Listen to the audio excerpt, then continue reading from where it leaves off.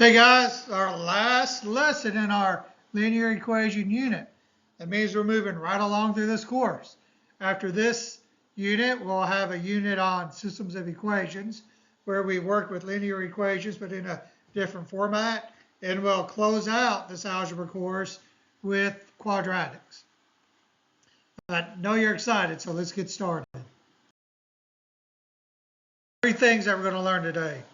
First, we're going to learn the standard form of an equation, which I have written right here, is ax plus by is equal to c. A is just your x coefficient, which is your input. If you don't see an A, it's understood to be 1. B is your y coefficient. Once again, if you don't see one listed, it's understood to be 1. And C is our constant. Call that a constant. We're going to use this to graph linear functions by using x and y intercepts. The key to making this effective is C has to be a multiple of A and B. If it's not a multiple of A and B, we won't get a lattice point. We'll talk about that more in a few minutes. And then we're going to learn how to convert from point slope form to standard form. Remember point slope form, y minus y1 is equal to m x minus x1. We can convert this to a standard form. If you stick around, I'll show you how.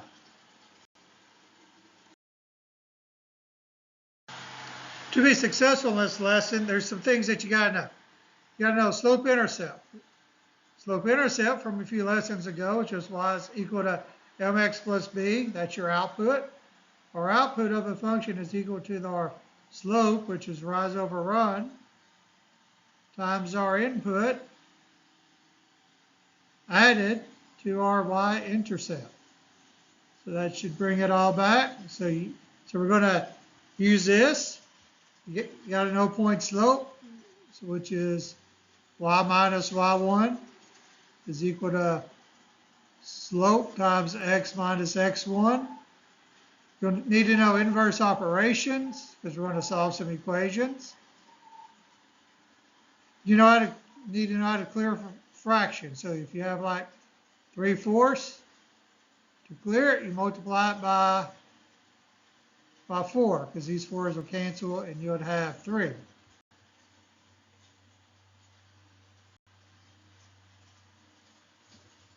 So how to clear fraction within an equation. So we've got these two equations here. First one, we got 1/2 x plus 4 is equal to 6. And it's been a while since we solved just a plain old equation. So we'll review it. I'll kind of verbally tell you what to do here. And then you try it on your own. And when you come back, I'll share with you some work. But what you want to do is you want to multiply everything on the left side of the equal sign by 2. Because 2 is our bottom number. And what's the golden rule of equations? Yeah, that's right. What you do to one side of the equation, you got to do to the other. So pause the video, see if you can solve this, and I'll be waiting for you on the next slide.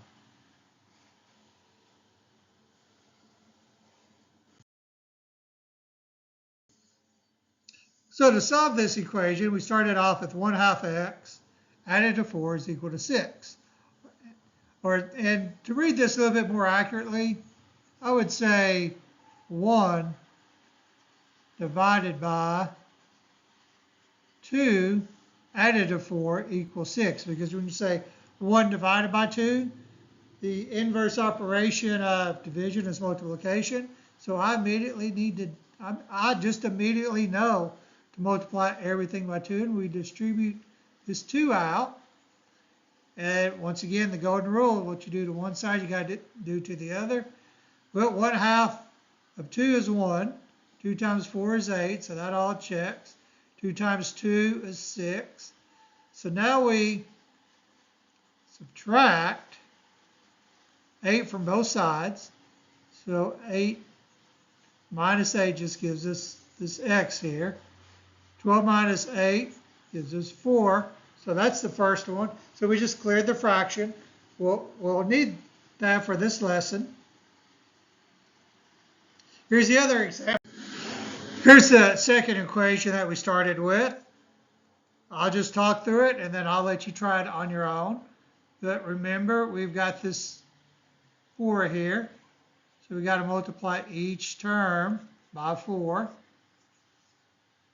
So I always like to set it up as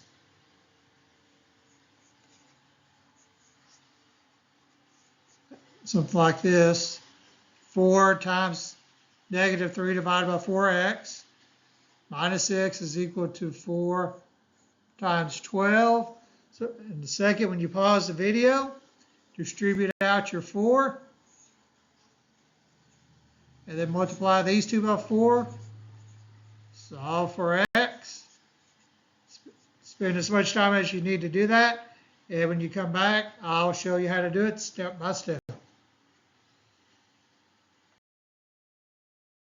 To compare answers and see what you did here. Kind of got it set up for you. So did you distribute this 4? Because if you did, you should have had negative 3x minus 24 is equal to 48. These 4s would cancel, just leaving us the negative 3. A positive 4 times a negative 24 is this negative 24. And 4 times 12 is 28. You know, 12 times 12 is 24. When you do that a few more times, you'll eventually get 48. So that all checks out. So now we have negative 3 times x. And I always like to say negative 3 times x versus negative 3x. Because when you say negative 3 times x, it tells you that the inverse operation is division. So we divide both sides by negative 3. 72 divided by negative 3, well, 3 goes into 7 2 times, because 2 times 3 is 6. 7 minus 6 is 1. Bring down that 2. 3 times 4 is 12, so it's 24. 4 times 3 is 12. And a negative divided by negatives, a negative, so we have negative 24.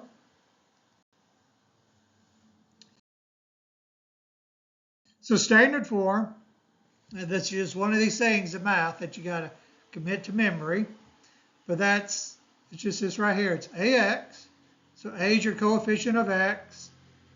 Y is your coefficient of b. And this is standard form. Now, a must be positive, and it must be a whole number in algebra. And it's just standard form. It's just what we consider good form in math. So if you had negative 2x plus 4y is equal to 6, well, that's not standard form. And you're probably asking yourself, how do I get rid of this negative sign? Well, you use the golden rule of algebra, and what you do to one side, you must do to the other. So we're going to multiply everything by negative 1 to get 2x minus 4y is equal to negative 6. You may be also asking, well, what if I have a fraction like 1/2 x plus 6 is equal to 4?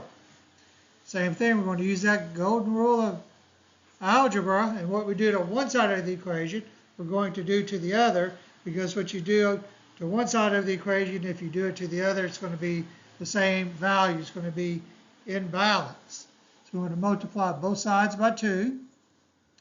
So now you have 1x plus 12 is y, should have been a y there, is equal to 8. We'll clean that up as x plus 12y is equal to 8. So in the beginning we said that clearing fractions is an important skill. A lot of times when we're writing these equations in standard form, we'll get an x coefficient that's a fraction. Sometimes we'll get one that's a negative. Sometimes we'll get one that's both. It's a negative and a fraction, but we just apply these things that we know mathematically and we make it standard form. You know, earlier I said it's just considered good standard form. The other thing about it is it really builds your number skills and your number sense, because doing these manipulations at the end to make it look, quote, right, is really designed to make us better thinkers algebraically.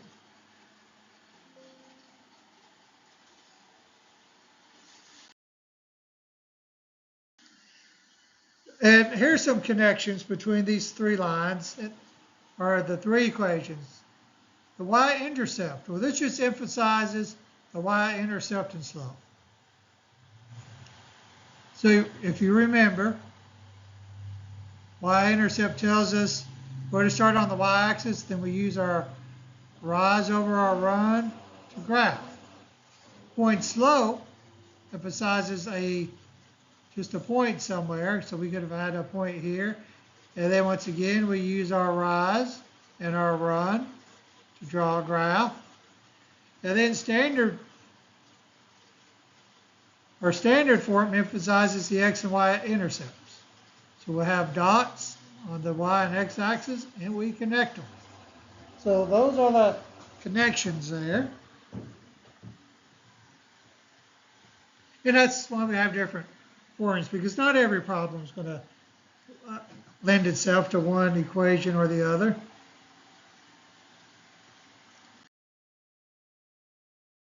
The standard form, once again, it's written here, ax plus by is equal to c. It's just another equation, linear equation. Like, point slope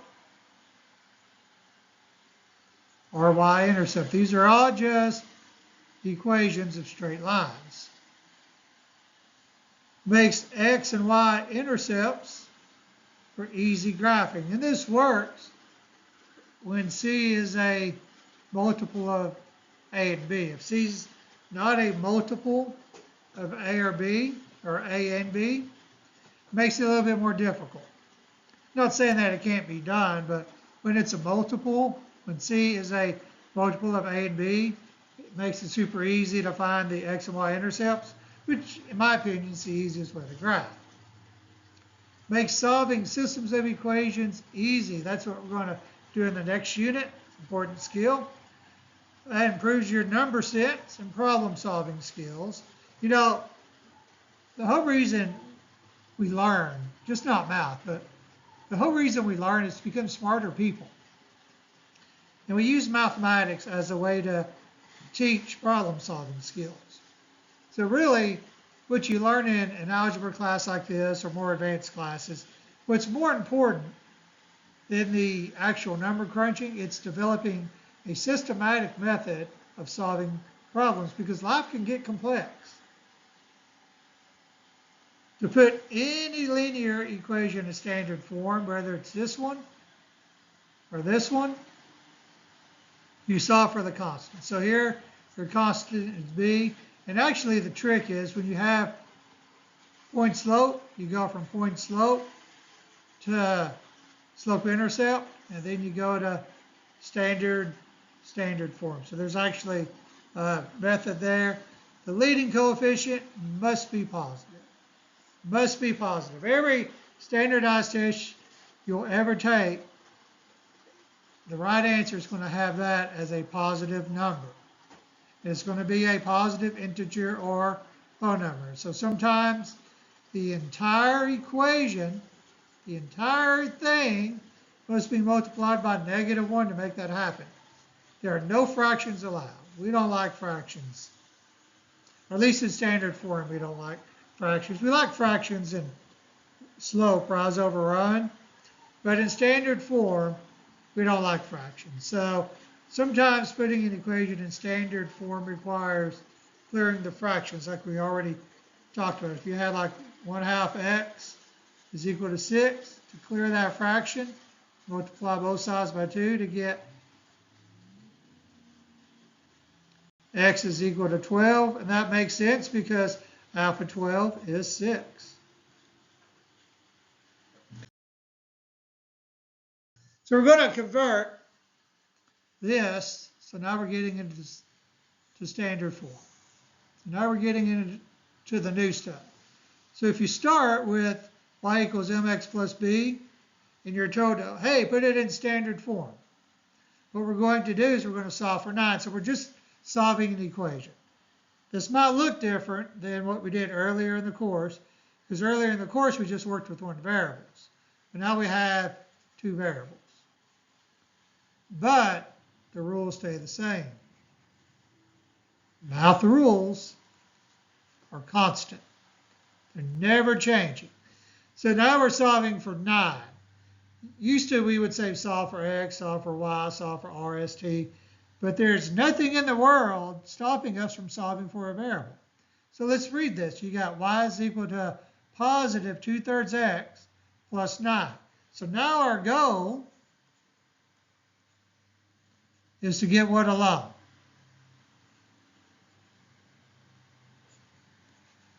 And remember, what we get alone is what we're solving for. So our goal is to get 9 alone. So we're going to use inverse operations. So we have a positive 2/3 x. What is the opposite, or how do we remove a positive number? You subtract it, that's right. So you're going to subtract 2/3 x from both sides. So now you have negative 2/3 x plus y is equal to 9. And we have this here in a cleaner format. So these are the same equations. Is this one in standard form? What do you think? Is that in standard form?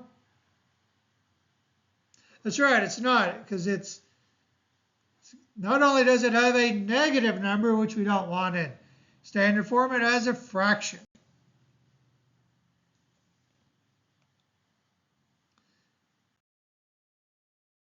So to put this equation in standard form, we've got to get rid of this fraction, and we've got to get rid of the negative sign. So to do that, we're going to multiply everything by the bottom number here, which would be 3. And we want to multiply everything by the negative sign, which is where we get negative 3. So we've got to set up as negative 3 times what was on the left-hand side of the equation, negative 2/3 x plus y. And on the right side, we got 9. We're keeping things balanced by multiplying by that negative 3. So we're multiplying, as you can see here, negative 3 on both sides. Back to the left, we're going to distribute our negative 3 to the fraction, negative 2/3. And then we're going to distribute it, that negative 3, to the y. So back here to the fraction, negative 2/3 times 3 is negative 2x, because that 3 and that 3 cancels out. And a negative times a negative is a positive, so we're left with positive 2x. A negative times a positive is a negative, so we got the right sign. 3 times y is 3y. Then here we have a negative times a positive, so we have a negative sign, so that's correct. 3 times 9 is 27. So here's our equation, standard form. 2x plus 3y is equal to negative 9.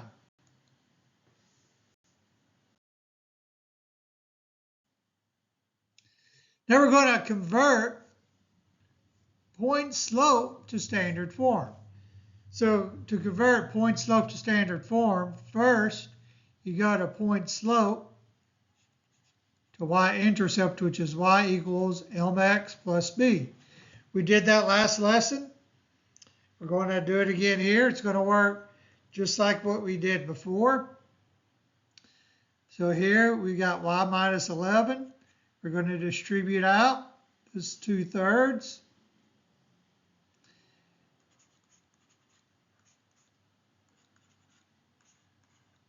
And I want to, you should probably go ahead and pause the video to see if you can't solve this for y. So we got y minus 11 is equal to 2/3 times x, the difference of x and 3, or or 3 minus x. So we distribute out this 2/3, which is why we have 2/3 x here. And we have negative 3 times 2/3. Pause the video, see what you can do with this.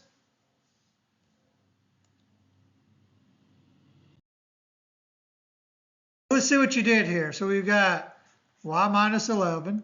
Then when you distribute this 2/3, you get 2/3 x minus 2, because 2/3 times negative 3, well, those 3's cancel, and you're just left with negative 2.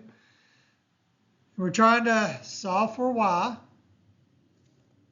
We're going to add 11 to both sides. So now you have y is equal to 2/3 x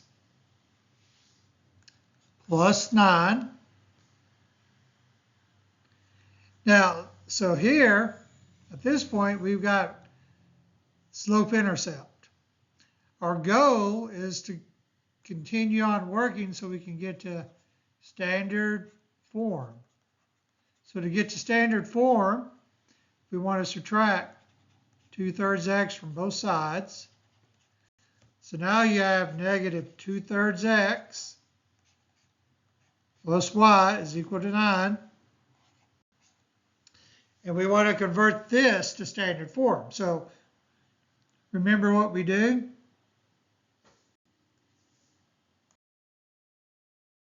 What we do to convert this to standard form is we got to do something with this 3 and this negative sign, because we got to have a positive x coefficient. Sometimes it's called a leading coefficient. So we're going to multiply everything by negative 3, everything on both sides of the equation. So negative times a negative is a positive, so that checks out. 2/3 of 3 is going to be 2, so we have 2x. Negative times this positive sign is negative, so that's correct. 3 times y is 3y, and the negative 3 times 9 is negative 27. So once again, we got 2x minus 3y is equal to negative 27, which is the same equation we got in the first example. And the key here that you need to remember is when working with equations or mathematics, there's lots of different ways to express an equation or a value. And the sooner you understand that and you become good with it and you come to grips with it, so to speak, the easier mathematics becomes.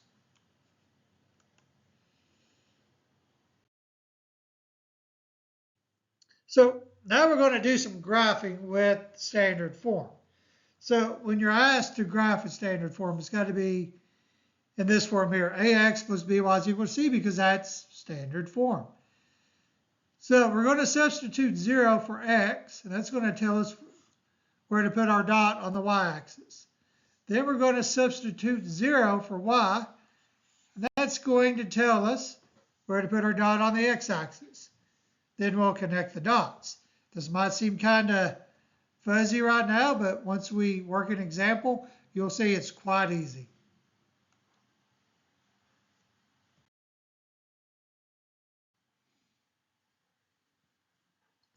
So we have this equation. So we're going to set x is equal to 0 and solve. So you have 0 plus 2y is equal to 2. So y is equal to something. I'm going to let you solve that on your own. Then we're going to set y equal to 0. So now you have x plus 2 times 0 is equal to 2. You're going to solve this, and x is going to be some number. Pause the video and solve it and see what you can come up with.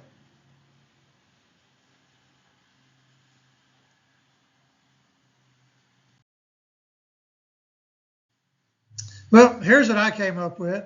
When x is equal to 0, I had 2y. 2 times y is equal to 2, which we have here. I divided both sides by 2 because that's my y coefficient. 2 divided by 2 is 1. And then over here, when I made y equals 0, well, 2 times 0 is 0. So you had x plus 0 was equal to 2. Well, when you add 0 to anything, you get what you started with, which is why our x-intercept is going to be 2, and our y-intercept is 1. All you need to do now is get a grid, and you're going to figure out where x is 2, y is 1. You're going to put some dots, and you're going to connect them. Here's a cleaner version. So when x is 2, we went over to 2 spots, we went up to 1, and we drew our line.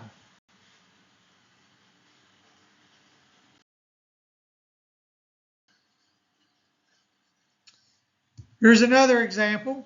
It's going to work just the same. And notice how 12 is a multiple of 4 and 3. So to find your x-intercept, I'm going to do negative 3x minus 4 times 0. That's equal to 12. You're going to solve this equation, and you're going to get a number for x. And now, next, you're going to take negative 3 times 0 plus 4y is equal to 12. You're going to solve this for y, and you're going to get some number. So pause the video and see what you can come up with.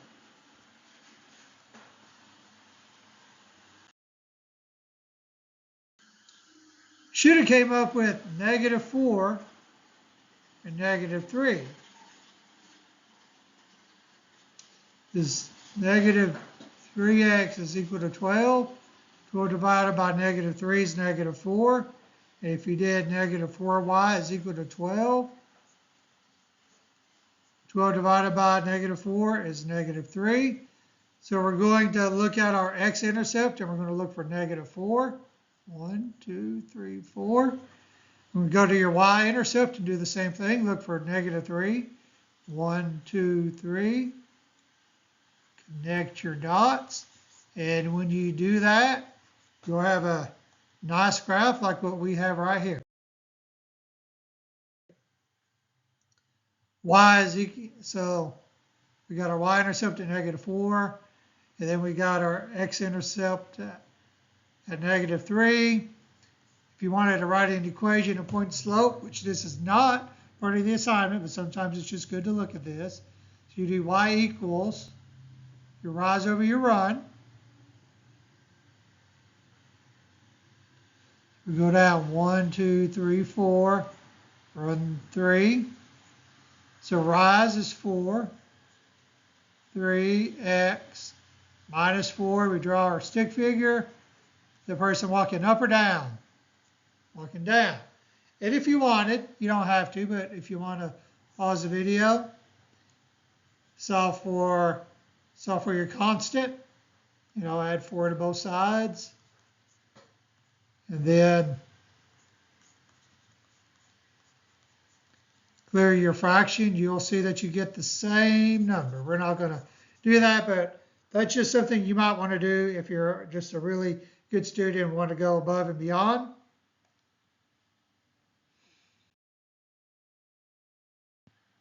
Here's something that we looked at earlier, but we're going to just look at it one more time because repetition is the key to learning. So to go from point slope to standard form, you solve for y. And that's really it. So is that easy and is that fun? So converting from point slope to standard form, where we're going to distribute out this 5. So you may want to go ahead and pause the video while you distribute that out.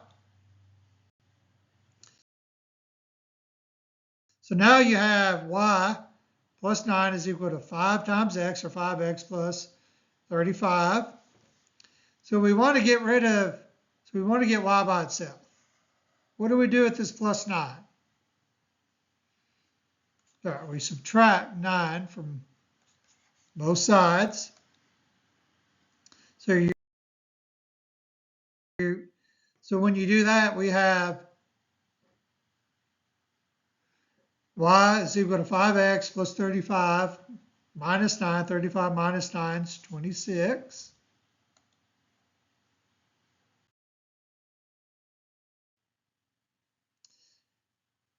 And here it is, step by step. We distribute it out to 5. So we have 5x plus 35. Subtracted 9 from both sides. Subtracted 9. And then you have y is equal to 5x plus 26. So here is our y-intercept form. So now we want to put this in standard form. ax plus by is equal to c. And if you remember, we're going to subtract 5x from both sides, and then, so we have a negative 5x plus y is equal to 26.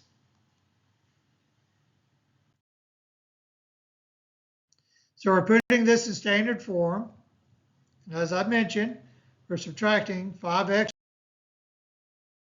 from both sides.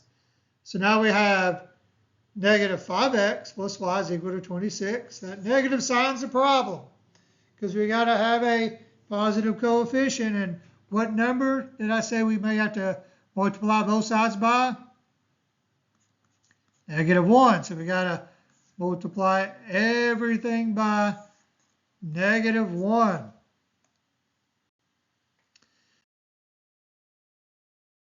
We have it set up here, and sometimes I like to put a parentheses around everything. That's just a real matter of preference. If you don't like that, you don't have to do that. You can redo your grouping symbols any way you like, but no matter which way that you do it,